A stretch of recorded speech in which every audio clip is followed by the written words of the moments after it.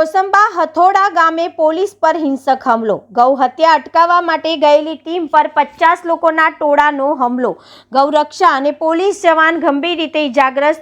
DYSP બીકે વનારની આગેવાનીમાં પોલીસનું combing operation.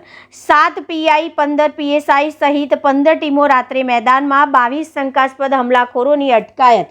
હત્યાના પ્રયાસ અને રાયોટિંગનો ગુનો નોંધાયો. ગ્રામ્ય એસપી રાજેશ ઘડિયાનો કડક કાર્યવાહીનો સંદેશ. હેડ ઓફિસ ગુજરાત મનોમંથનના રાત્રે 1:30 થી 2 વાગ્યાના ગાળામાં કોસંબા પોલીસ સ્ટેશનનું જે હથોડા ગામ છે તે હથોડા ગામ ખાતે ખેતરની અંદર ગૌ હત્યાને લગતી ઘટના બની રહી છે એ પ્રકારની માહિતી અમારા પોલીસ ઇન્સ્પેક્ટરને મળેલી. આ દરમિયાન જે બાતમીદાર છે એના કહેવા મુજબ જે ખેતરની અંદર અવાવરૂ જગ્યા છે એ પોતે બતાવી શકે એમ છે, એટલે સરકારી ગાડી જે છે અમારી એની સાથે 4 પોલીસમેન અને અન્ય સ્ટાફની સાથે એ લોકો ત્યાં ગયેલા અને રાતમાં જ્યારે બેટરી ટોર્ચથી જગ્યા સર્ચ કરતા હતા એ દરમિયાન અચાનક 2 બાઇક ચાલકો આવી ગયેલા. એમાં 6 જેટલા ઇસમો હતા અને ત્યારબાદ પોલીસ સાથે બોલચાલ થયેલી અને ત્યારબાદ એમને ફોન કરી અન્ય લોકોને બોલાવેલા. આશરે 50 લોકોનું ટોળું ત્યાં ધસી આવેલું અને પોલીસ સાથે અને અમારા જે બાતમીદાર હતા એની સાથે એ લોકોએ એસોલ્ટ કરેલો અને એસોલ્ટની અંદર એમને લાકડી, પાઇપ અને અન્ય ઘાતક હથિયારોનો ઉપયોગ કરેલો. જે બાતમીદાર હતા એમને માથામાં અને પગમાં અને અન્ય જગ્યાએ ઇન્જરી થયેલી છે, એ પણ હાલ સારવાર હેઠળ છે. અને જે પોલીસમેન છે અમારા એમને પણ હાથ ઉપર ઇન્જરી થયેલી છે, એ પણ સારવાર હેઠળ છે.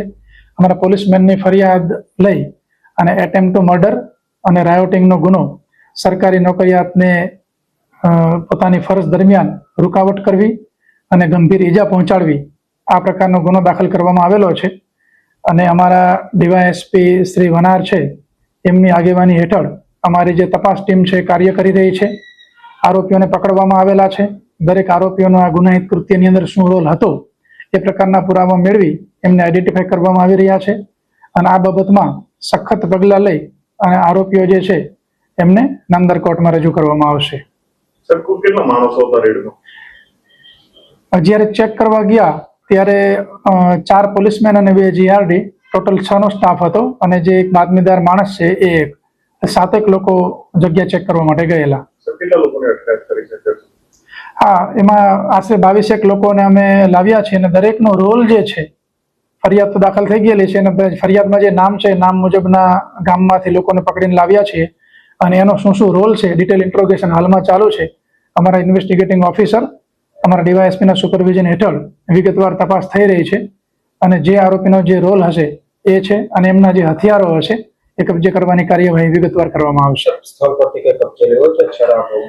રાત્રે જે ઘટના બની ત્યારે જે એસોલ્ટ થયો એટલે ટોપ પ્રાયોરિટી એ હતી કે આરોપીઓ જે છે એને આઈડેન્ટિફાઈ કરવામાં આવે અને જેને ઇન્જરી થઈ છે એને પ્રાથમિક સારવાર મળી જાય. હવે વિસ્તાર જે છે સમગ્ર વિસ્તાર સર્ચ કરી અને ત્યાં કોઈ પણ પ્રકારનું કૃત્ય થયું હશે તેની માટે એફએસએલની પણ મદદ લેવામાં આવશે, એટલે વૈજ્ઞાનિક પુરાવા પણ જે તે જગ્યા પરથી મળશે.